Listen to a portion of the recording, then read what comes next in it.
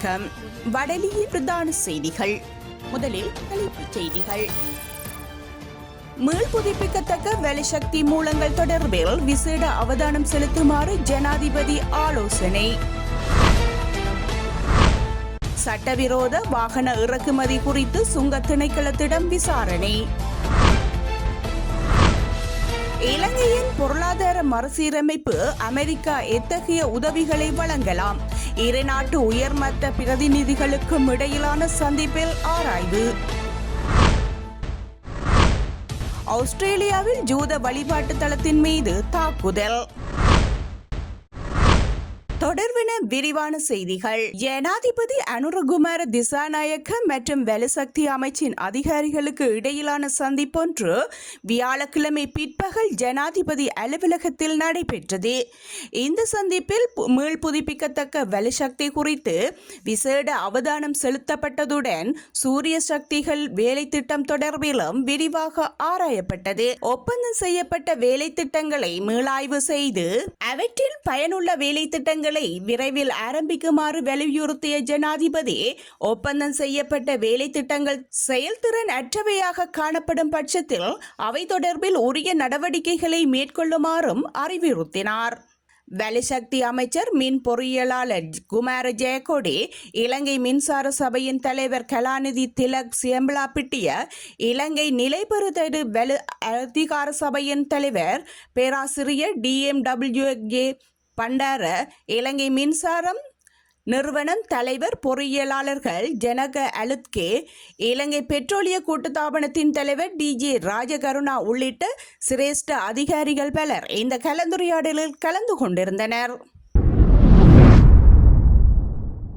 சுங்க திணைக்களத்திற்கு அறிவிக்காமல் சட்டவிரோதமாக இலங்கைக்கு இறக்குமதி செய்யப்பட்ட 200 வாகனங்கள் தொடர்பில் இளைஞ ஊழல் விசாரணை ஆணைக்குழு சுங்க திணைக்களத்திடம் விசாரணைகளை மேற்கொண்டுள்ளதாக மேலதிக சுங்க பணிப்பாளர் நாயகம் சிவலி அருகொட தெரிவித்துள்ளார். இலங்கைக்கு இறக்குமதி செய்யப்படும் கொள்கலன்களில் 100% சுங்க பிரிவினரால் பரிசோதிக்கப்படுவதில்லை எனவும், ஆபத்தான கொள்கலன்களை இங்கு பரிசோதிக்கப்படுவதாகவும், சோதனை செய்யப்படாத கொள்கலன் ஊடாகவே வாகனம் நாட்டுக்குள் கொண்டு வந்திருக்க முடியும் எனவும் அவர் தெரிவித்தார். கொள்கலன்களை பரிசோதிக்கும் அதிகாரிகளின் போதாமையினால் சில சமயங்களில் வாகனங்கள் நாட்டிற்குள் கொண்டு வந்திருக்க கூடும் எனவும், இறக்குமதி செய்யப்பட்ட கொள்கலன்களை சுங்க அதிகாரிகள் பரிசோதிப்பது இல்லை எனவும், இதனால் வாகனங்களை நாட்டிற்குள் கொண்டு வர முடியும் எனவும் அவர் குறிப்பிட்டுள்ளார். வாகனங்களை இறக்குமதி செய்வதற்கு அனுமதி வழங்குவதன் மூலம் வருடம் ஒன்றிற்கு 350 முதல் 400 பில்லியன் ரூபாய் வரையான வருமானம் ஈட்டும் திறன் சுங்கத்திற்கு இருப்பதாகவும் அவர் மேலும் கூறியுள்ளார். நாட்டின் பொருளாதார மறுசீரமைப்பு மற்றும் வளர்ச்சி இலக்குகளை அடைந்து கொள்வதற்கு அமெரிக்காவினால் எத்தகைய உதவிகளை வழங்க முடியும் என்பது குறித்து இரு நாடுகளுக்கும் இடையிலான உயர்மட்ட பிரதிநிதிகளின் சந்திப்பில் ஆராயப்பட்டுள்ளது. தெற்கு மற்றும் மத்திய ஆசிய விவகாரங்களுக்கு பொறுப்பான அமெரிக்க இராயாங்க உதவி செயலாளர் டொனால்டு தலைமையிலான சர்வதேச அபிவிருத்திக்கான அமெரிக்க முகவர் பிரதி உதவி பணிப்பாளர் ஏஞ்சலிகாவுர் மற்றும் திரைசேரியின் பிரதி உதவி செயலாளர் ராபர்ட் கப்போத் ஆகியோர் அடங்கிய அமெரிக்க உயர்மட்ட பிரதிநிதிகள் குழுவினர் நேற்று காலை கொழும்பு பண்டாரநாயக சர்வதேச விமான நிலையத்தினூடாக இலங்கை வந்தடைந்துள்ளனர். அதன்படி அமெரிக்க திரைசேரியின் பிரதி உதவி செயலாளர் ரோபர்ட் பக் மற்றும் திரைசேரியின் செயலாளர் மகிந்த ஸ்ரீவர்தன ஆகியோருக்கு இடையிலான சந்திப்பு நேற்றைய தினம் நிதியமைச்சில் நடைபெற்றது. இந்த சந்திப்பில் இலங்கைக்கான அமெரிக்க தூதுவர் ஜூலி சங்கீத்தும் கலந்து கொண்டிருந்தார். இதன்போது இலங்கையின் பொருளாதார மறுசீரமைப்பு மற்றும் வளர்ச்சி இலக்குகளை அடைந்து கொள்வதற்கு அமெரிக்காவினால் எத்தகைய உதவிகளை வழங்க முடியும் என்பது குறித்தும், நிதியியல் மீளெழுச்சி தன்மையை வெளிப்படுத்தக்கூடியவாறான இரு நாடுகளுக்குமான இடையிலான கூட்டிணைந்த வாய்ப்புகள் குறித்தும் கலந்துரையாடப்பட்டது. இலங்கை கடற்பரப்பில் அத்துமீறி நுழைந்து மீன்பிடியில் ஈடுபட்ட நிலையில் தலைமன்னார் கடற்பரப்பில் வைத்து கைது செய்யப்பட்ட 14 ராமேஸ்வர மீனவர்களையும் எதிர்வரும் 19ஆம் திகதி வரை விளக்கமறியலில் வைக்க மன்னார் நீதவான் நேற்று உத்தரவிட்டார். ராமேஸ்வரம் மீன்பிடி துறைமுகத்திலிருந்து காலை மீன்பிடிக்க சென்ற மீனவர்கள் இலங்கை கடற்பரப்பில் அத்துமீறி மீன்பிடித்துக் கொண்டிருந்த நிலையில் தலைமன்னார் கடற்படையினரால் நேற்று வியாழக்கிழமை அதிகாலை கைது செய்யப்பட்டனர். 2 இழுவை படகுகளில் மீன்பிடியில் ஈடுபட்ட 14 இந்திய மீனவர்கள் இவ்வாறு கைது செய்யப்பட்டனர். கைது செய்யப்பட்ட மீனவர்களும் இழுவை படகுகளும் தலைமன்னார் கடற்படை முகாமில் ஒப்படைக்கப்பட்டுள்ளது. தலைமன்னார் கடற்படையினர் விசாரணைகளின் பின்னர் குறித்த மீனவர்களை நேற்று மதியம் மன்னார் மாவட்ட கடற்றொழில் திணைக்கள அதிகாரிகளிடம் ஒப்படைத்தனர். கடற்தொழில் அதிகாரிகளின் விசாரணைகளின் பின்னர் இன்று மாலை மன்னார் நீதிமன்றத்தில் ஆயர்படுத்தினர். இதன்போது விசாரணைகளை மேற்கொண்ட மன்னார் நீதவான் குறித்த 14 இந்திய மீனவர்களையும் எதிர்வரும் 19ஆம் தேதி வரை விளக்கமறியலில் வைக்க உத்தரவிட்டுள்ளார். கடந்த 10 நாளாக பெஞ்ச புயல் காரணமாக மீன்பிடிக்க போகாமல் முடங்கியிருந்தோம். அதுலேயும் எங்களுக்கு வாழ்வாதாரம் ரொம்ப பாதிச்சிருச்சு. அதுபோக 2ஆம் தேதி தான் நாங்கள் மீன்பிடி அனுமதிச்சுட்டு வாங்கிட்டு முதல்ல மீன்பிடி அனுமதி கொடுத்தாங்க. அதற்கு பிறகு தான் மீன்பிடிக்க போனோம். 2ஆம் தேதி போயிட்டு 3ஆம் தேதி கொஞ்சம் நிறைவாக மீன் பிடிச்சிட்டு வந்தோம். ஆனால் அதுலேயும் விலைவாசியால் ரொம்ப பாதிக்கப்பட்டோம். அதுபோக நேற்று காலையில் மீன் பிடிக்க போயிட்டு பகல் ஃபுல்லாக மீன் பிடிச்சிக்கணும். நைட்டு ஒரு 10 மணி அளவில் மீன் பிடிச்சிருக்கிறப்ப இலங்கை கடற்படை ஒரு 15 அதிவிரைவான படகுகளை வந்தாங்க. 15 பேர் படகுகளை வந்தாங்க.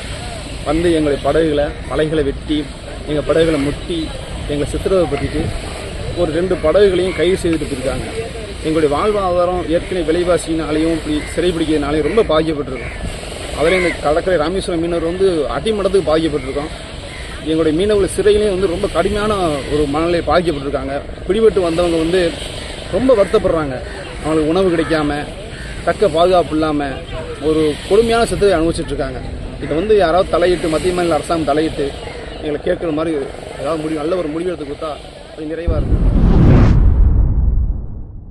நாட்டில் மீன்களின் விலை சடுதியாக உயர்வடைந்துள்ளதாக மீன் விற்பனையாளர்கள் தெரிவித்துள்ளனர்.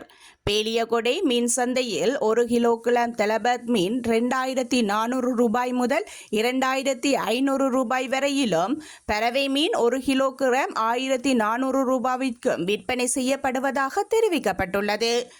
லின்னா மீன் 1 கிலோகிராம் 1000 ரூபாய் முதல் 1100 ரூபாய் வரையும், சாலை மீன் 1 கிலோகிராம் 450 ரூபாய் முதல் 500 ரூபாய்க்கும் இடைப்பட்ட விலையிலும் விற்பனை செய்யப்படுவதாக தெரிவிக்கப்படுகின்றது.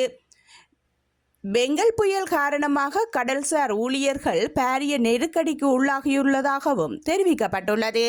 இந்த நிலையில் மீன்களின் விலைகளுக்கு பாரிய அளவில் அதிகரிப்பு ஏற்பட்டுள்ளதுடன் அவற்றை விற்பனை செய்வதிலும் சிரமத்தை எதிர்நோக்குவதாக மீன் விற்பனையாளர்கள் தெரிவித்துள்ளனர்.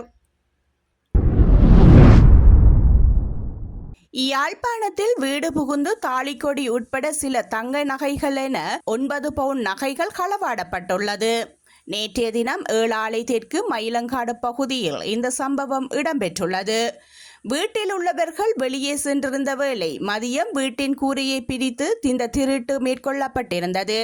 இந்த நிலையில் இது குறித்து சுன்னாகம் போலீஸ் நிலையத்தில் முறைப்பாடு பதிவு செய்யப்பட்டது.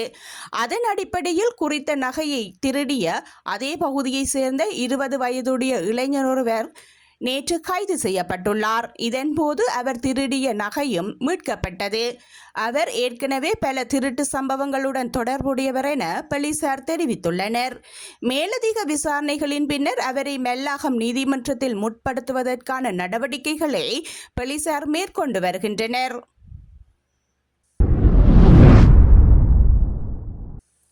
எதிர்வரும் 9, 10, 11, 12 ஆகிய திகதிகளில் மீண்டும் மழை பெய்ய வாய்ப்புள்ளதாக வளிமண்டலவியல் திணைக்களம் தெரிவித்துள்ளது. திணைக்களத்தின் பணிப்பாளர் நாயகம் அதுல கருணாநாயக ஊடகங்களுக்கு கருத்து தெரிவிக்கும் போது இதனை விளக்கினார். தென்மேற்கு வங்காள விரிகுடாவில் தெற்கு அந்தமான் தீவுகளுக்கு அருகே மீண்டும் ஒரு குழப்ப நிலை ஏற்பட்டுள்ளதால் அதன் தாக்கம் குறித்தும் அறிவிக்கும் வானிலை அறிவிப்புகள் குறித்து மக்கள் கவனம் செலுத்துமாறு அவர் கோரியுள்ளார். தென்மேற்கு வங்கக்கடலில் தெற்கு அந்தமான் தீவுகளுக்கு அருகே மீண்டும் ஒரு குழப்பமான நிலை ஏற்பட்டுள்ளதாக ஆய்வுகள் தெரிவிக்கின்றன. இந்த குழப்ப நிலை இது புயலா அல்லது காற்றழுத்த தாழ்வா என்பதை எம்மால் உடனடியாக சொல்ல முடியாது. இதில் தற்போது வளர்ச்சி ஏற்பட்டுள்ளது. இது வங்காள விரிகுடா பகுதியில் இருந்து வடக்கு நோக்கி நகர்வதை குறிக்கின்றது. ஆனால் வடமேற்கே கனமானது. முன்னைய அமைப்புடன் ஒப்பிடும்போது இந்த அமைப்பு கிழக்கு கடற்கரையிலிருந்து மேலும் விலகிச் செல்வதை காணலாம். 9, 10 மற்றும் 11 ஆகிய தினங்களில் இதன் மறைமுக தாக்கத்தை ஏற்பட வாய்ப்பு உள்ளது. மறைமுக தாக்கம் காரணமாக வடக்கு, கிழக்கு, வடமத்திய மற்றும் ஊவா மாகாணங்களில் சாதாரண மழைநிலை 9ஆம் திகதி இரவின் பின்னர் அதிகரிப்பதற்கான அறிகுறிகள் தென்படுகின்றன. இது குறைந்த காற்றழுத்த தாழ்வு மண்டலமாக உருவாகுமா இல்லையா என்பதை எதிர்கால முன்னறிவிப்பில் மக்களுக்கு தெளிவாக தெரியப்படுத்துவோம் என அவர் குறிப்பிட்டுள்ளார். ஆஸ்திரேலியாவின் மெல்பர்ன் நகரில் உள்ள யூதர்களின் வழிபாட்டு தலத்திற்கு இனந்தெரியாதவர்கள் தீ வைத்துள்ளனர். இன்று அதிகாலை இந்த சம்பவம் இடம்பெற்றுள்ளதுடன் தீயணைப்பு படை வீரர்கள் இந்த பகுதிக்கு சென்ற வேளை யூதர்களின் வழிபாட்டு தலம் முற்றாக எரியுண்ட நிலையில் காணப்பட்டுள்ளது. அதேவேளையில் வழிபாட்டிற்காக சில யூத வழிபாட்டு தலத்திற்குள் காணப்பட்ட வேளை அது தீமூட்டப்பட்டது என சமூக தலைவர்கள் ஊடகங்களுக்கு தெரிவித்துள்ளனர். பெட்ரோல் குண்டு வீசப்பட்டுள்ளதாகவும் அவர்கள் தெரிவித்தனர். இதன் காரணமாக ஒருவர் காயமடைந்துள்ளார். வேண்டுமென்றே மேற்கொள்ளப்பட்ட வன்முறை என கருதுவதாக போலீசார் தெரிவித்துள்ளனர். இது சமூகத்தில் பகைமை உணர்வை ஏற்படுத்துவதற்காக மேற்கொள்ளப்பட்ட நடவடிக்கை என ஆஸ்திரேலிய பிரதமர் ஆண்டனி அல்பனீஸ் தெரிவித்துள்ளார்.